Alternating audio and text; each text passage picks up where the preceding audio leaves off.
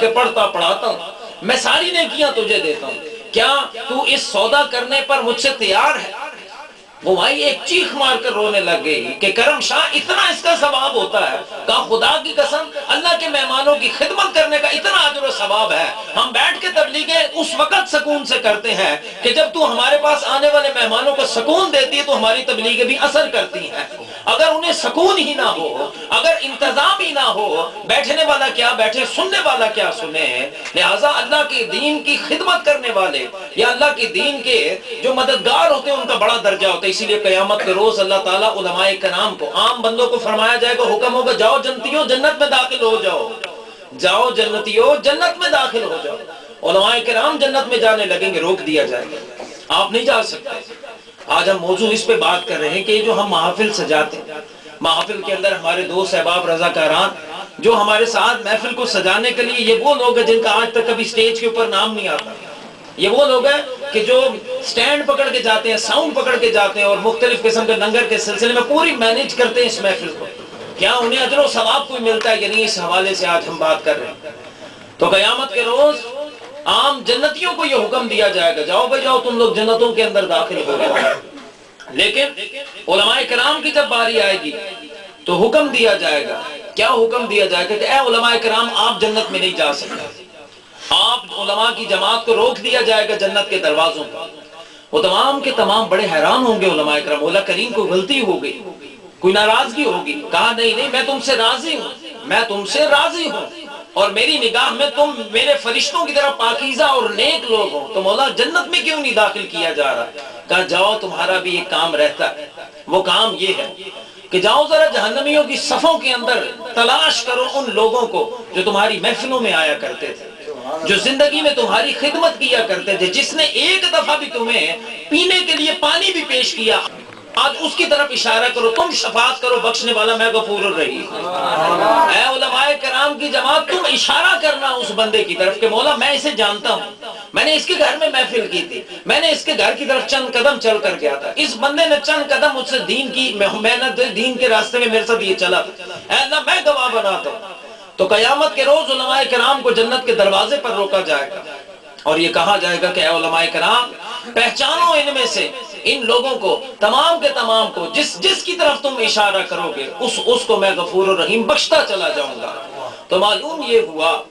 کہ علماء کرام نیک محافل اور دینی محافل اور یہ تمام کے تمام دینی محافل کے اندر تقریب کا اہتمام کرنا اور انصرام کرنے والے کبھی محروم نہیں رہ سکتے کہ قرآن و سنت کا متفقہ فیصلہ ہے، لا یشقا جلیسہم، ان کے ساتھ بیٹھنے والا کبھی بھی کوئی بدبخت نہیں ہو سکتا۔ امام غزالی رحمۃ اللہ علیہ اس آیت کی تفسیر کرتے ہوئے لکھتے ہیں کہ وَقَلْبُهُمْ ذِرَاعَيْهِ بِالْوَسِيدِ، اور پھر تشریح کرتے ہوئے لکھتے ہیں کہ اگر نیکوں کا ساتھ ایک کتا بھی سچے دل سے دے، اللہ اس کتے کا ذکر بھی قرآن کے اندر سورہ کہف میں لکھ دیتا ہے۔ نیکوں کا ساتھ ایک کتا بھی دے، اگر وہ کتا ایک کتا بھی اگر دے جسے پلید اور نجس جانور ہے، تو اللہ اس کا ذکر ان صالحین کے ساتھ کی وجہ سے قرآن پاک میں ذکر اس کا فرما دیتا ہے کہ رہتی دنیا تک جو کلام رہے گا اس کلام کے اندر اس کا ذکر محفوظ رہے گا۔ تو یہ کیسے ہو سکتا ہے کہ نیک محافل کو سجانے والوں میں، نیک محافل کا اہتمام کرنے والے کیسے کل بروز محشر جو ہے وہ محروم ہو جائیں؟ یقیناً اللہ کی بارگاہ میں امید ہے اور امید رکھنی چاہیے کہ انشاءاللہ العزیز اللہ رب العالمین ان محافل کے صدقے ہماری بھی بخشش فرمائے، ہمارے والدین کی بھی بخشش فرمائے، کیونکہ ہمارا یہ عقیدہ ہے کہ اس کرم کا کروں شکر کیسے ادا، جو کرم مجھ پہ میرے نبی کر دیا، میں سجاتا تھا سرکار کی محفلیں، مجھ کو ہر غم سے رب نے بری کر دیا۔ دوستو واقعہ آتا ہے حضرت سلیمان علیہ السلام کے حوالے سے اور حضرت ابراہیم علیہ السلام کے حوالے سے، یہاں پر ہدہد اور گرگٹ یعنی چھپکلی کو مارنے کا ثواب کے حوالے سے کہ گرگٹ یا چھپکلی کو مارنے کا ثواب کیوں حدیث پاک میں کہا گیا کہ چھپکلی کو دیکھو پہلی ضرب میں مارو گے 2 نفلوں کا ثواب ہے،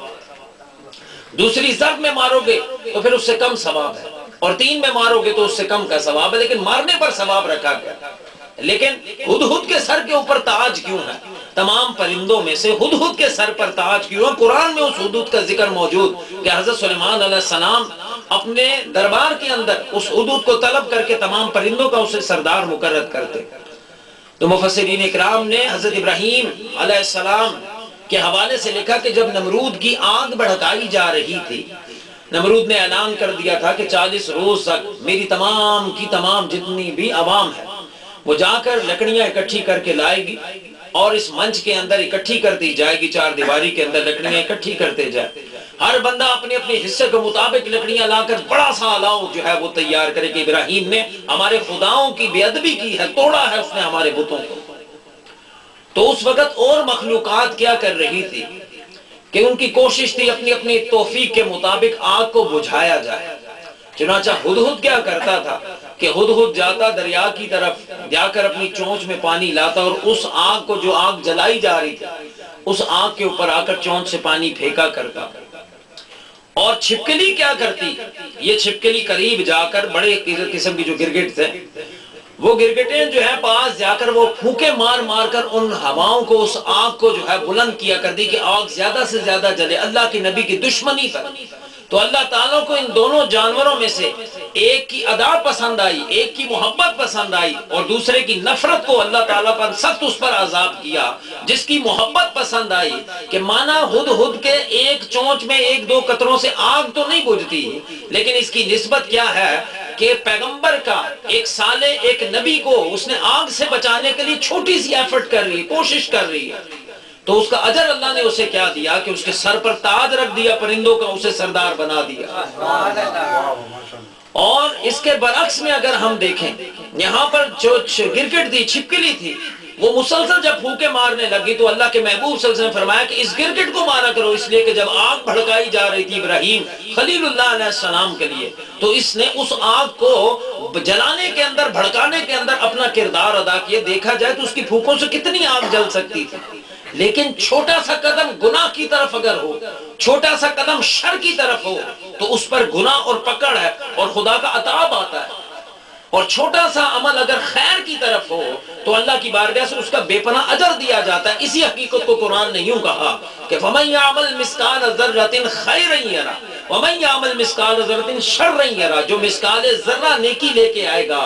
ہم اسے اس خیر کا بدلہ دیں گے، اجر دیں گے، اور جو مثقال ذرہ شر لے کر آئے گا ہمیں اس کو بھی اس کا حساب دیں گے اور اس پر اس سزا اس کی دیں گے۔ لہٰذا دوستو، ایک بہت بڑا یہ کام، ایک بہت بڑا اجر ہے کہ اللہ کی ذات نے ہمیں اپنے محافل، اپنے حبیب کے ذکر کی محافل، اپنے ذکر کی محافل اللہ تعالیٰ نے سجانے کا یہ موقع عطا فرمایا۔ میں تمام کے تمام تنظیمی کارکنوں، میں خود بھی ایک کارکن، اور میں بھی آپ ہی کی طرح مطالعے کے لیے کوشش کرتا ہوں۔ میری کوشش ہوتی، آپ لوگ اس بات کے ایک عرصے سے گواہ ہو کہ کہیں پر بھی موضوع ریپیٹ نہ ہو، گویا کہ اس کے لیے مجھے بڑا ایک مسئلہ بھی بنتا ہے کہ بعض اوقات ایسا ہوتا ہے کہ فوراً بیک ٹو بیک محفلیں، اپنی ذمہ داریاں بھی ہیں، لیکن احسان کسی پر نہیں، میں اپنی قبر کے لیے بنا رہا ہوں۔ آپ میں سے جو بخشا جائے گا اس کے صدقے ہم بھی بخشے جائیں گے۔ لہٰذا میں اپنے طور پر ایک کارکن کے طور پر کوشش کرتا ہوں۔ یہ ہمارا بھائی ہے مقصود بھائی، ان کے پاس بھی آپ اکثر دیکھتے ہوں گے، نیٹ سے نیا انہوں نے کلام پکڑا ہو۔ یہ بھائی اپنے طور پر، یہ نعت خوان بچے ہیں، ایک سے ایک نیا تازہ کلام تیار کر کے لاتے ہیں۔ اللہ بھلا کرے ہمارے ان بچوں کا، دیگر کا، ہمارے حافظ رضا اقبال صاحب، ہمارے دیگر جو ہیں ہمارے دوست احباب، یہ سارے کے سارے اپنا کردار ادا کرتے ہیں۔ اللہ کرے اس ٹیم میں مزید برکتیں اور اضافہ ہو، اللہ تعالیٰ ہر کارکن کو خوشحال رکھے، دینی مرادیں قبول فرمائے، مولا کریم سب کا آنا اپنی بارگاہ میں قبول فرمائے۔ وما علینا الا البلاغ المبین۔